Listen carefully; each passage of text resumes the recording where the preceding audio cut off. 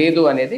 కానీ ఇది క్రెడిట్ లోకేష్ గారి ఖాతాలో వేయడం, దీన్ని డెవలప్మెంట్ గా చూసి రేపొద్దున్న రాజకీయాలు ఏమైనా మారతాయా, ఇది లోకేష్ గారి వల్ల ఇది సాధ్యమైంది అనేది? ఇప్పుడు బేసిక్ గా ఒకటి ఉంటుందండి, జరిగేటప్పుడు ఒక ఆస్పెక్ట్ ఉంటుంది. మీకు హైటెక్ సిటీ కట్టినప్పుడు చంద్రబాబు నాయుడు గారు ఎప్పుడు కూడా ఇక్కడికి చెప్తుంటారు, హైటెక్ సిటీ నా వల్లే, హైదరాబాద్ నా వల్లే అన్నటువంటిది. మరి తెలంగాణలో తెలుగుదేశం ఎందుకు గెలవదు?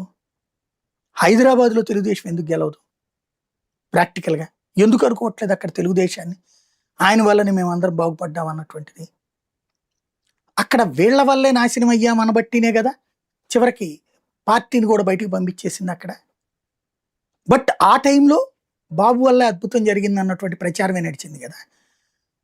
మైక్రోసాఫ్ట్ తీసుకొచ్చి భాగ్యనగరం రూపురేఖలు అయితే మార్చారా బాబు గారు అప్పుడు? మరి అదే అనేది ఆయన చెప్పారు కరెక్టే, ఆ జనం చెప్పాలి కదా మొక్క, మైక్రోసాఫ్ట్ తోటి చెప్పాలి కదా మొక్క. బేసిక్గా ఒకటే, నగరానికి అదనపు ఆకర్షణ నగరం దగ్గర ఉన్నది కాబట్టి మైక్రోసాఫ్ట్ వచ్చింది. ఆదిలాబాద్లో పెట్టలేదు, ఖమ్మంలో పెట్టలేదు.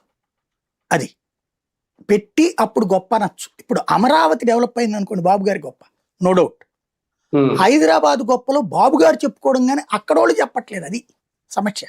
అక్కడున్న తెలుగుదేశం ప్రేమికులు చెప్తున్నారు తప్పించి అక్కడ జనం ఫీల్ అవ్వట్లేదు కదా.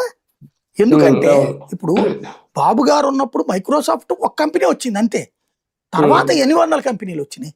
అదేమంటే దాన్ని చూసి వచ్చిందంటే అంతకు ముందే ఉన్నటువంటి సాఫ్ట్వేర్ కంపెనీలన్నీ ఇది పెద్ద బ్రాండ్ అంతే. బట్ అంతకు ముందు ఉన్నటువంటి కేంద్ర ప్రభుత్వ సంస్థలు కావచ్చు, అంతకు ముందే సాఫ్ట్వేర్ కంపెనీలు ఉన్నాయి కదా అక్కడ హైదరాబాద్.